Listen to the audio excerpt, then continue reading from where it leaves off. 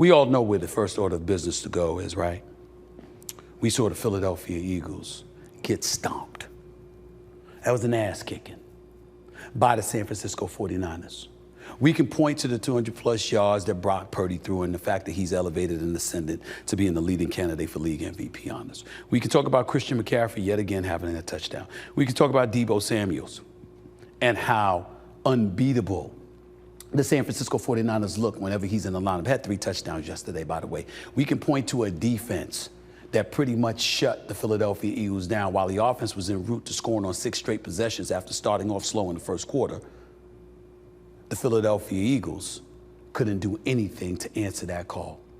And what feeling should you walk away with in the aftermath of a loss like this? I'm going to tell you what that feeling is. I don't say it to you plain and simple. A lot of people don't want to admit this. I don't want them just looking around because I've got to duck for cover what I'm about to say, considering rather what I'm about to say. But here it is. Do you realize that the Philadelphia Eagles NFC Championship from last season was delegitimized Sunday afternoon? Oh, Stephen A., why would you say such a thing?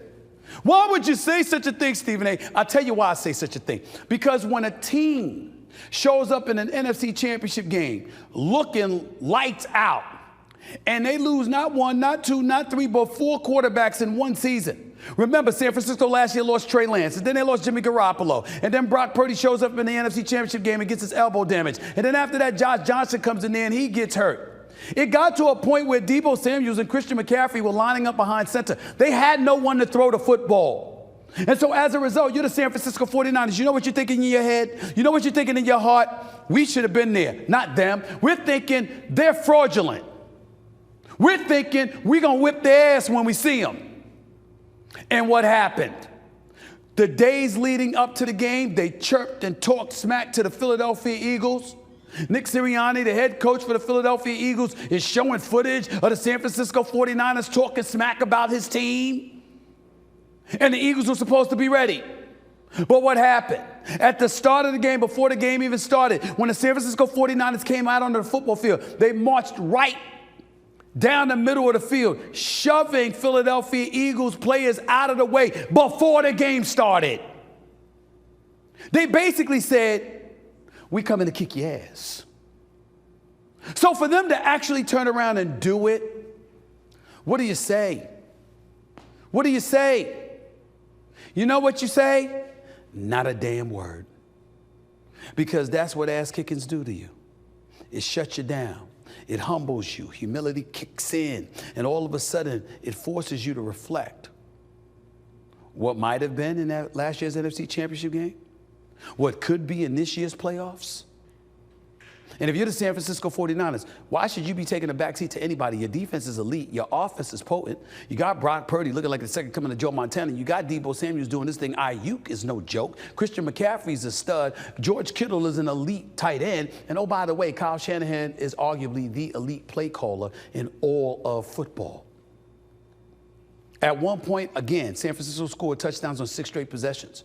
Brock Purdy threw for 4 touchdowns, 314 yards, and 0 interceptions to be exact. And their defense held the Eagles to just 46 yards rushing.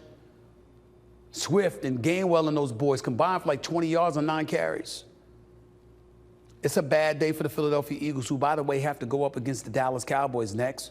And if Dallas wins that game, they're tied at 10-3 in the NFC East, and the Eagles will be in danger of losing the division crown, which means they'd have to go on the road come playoff time instead of being at home. And if you're the Dallas Cowboys, who's a different team on the road than they are at home, it's to your advantage. So all of a sudden, things have gotten very, very interesting in the NFC. But again, the salient point to walk away with is that in the end, we're not saying that the Eagles weren't an elite team. We're not saying they couldn't have won the Super Bowl. We're not saying that they didn't play lights out in the Super Bowl and Jalen Hurts would have been the MVP had they won. Patrick Mahomes' heroics had to come to and rescue the day. We get all of that. But in the end, before there was a Super Bowl, there was an NFC Championship game. And the Eagles' opponents was the San Francisco 49ers team that was literally without a quarterback. And so for San Francisco to have a quarterback and to face you for the very first time with the same personnel they would have had in last year's NFC Championship games and to stomp you the way that they did basically gives fodder to the notion that the NFC champions were delegitimized yesterday. Think about that.